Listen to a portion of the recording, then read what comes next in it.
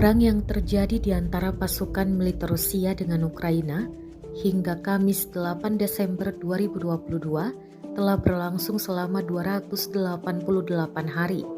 Konflik antara dua negara bertetangga tersebut sampai saat ini terus berlanjut dan belum tampak tanda-tanda untuk segera berakhir. Terbaru beredar rekaman di Telegram yang memperlihatkan kendaraan tempur Ukraina terciduk pesawat tak berawak Rusia. Segera serangan granat dan artileri membombardir kendaraan tersebut. Meski telah terparkir di pinggiran hutan, namun pesawat tak berawak Rusia masih lihai dalam mengintai.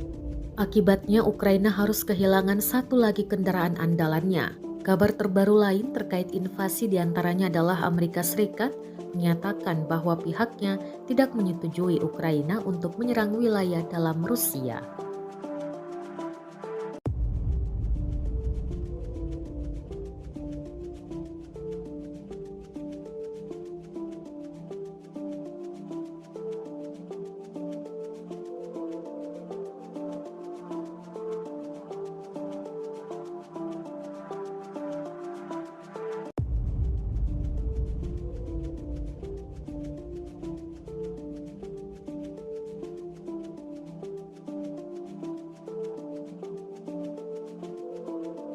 Terima kasih sudah nonton.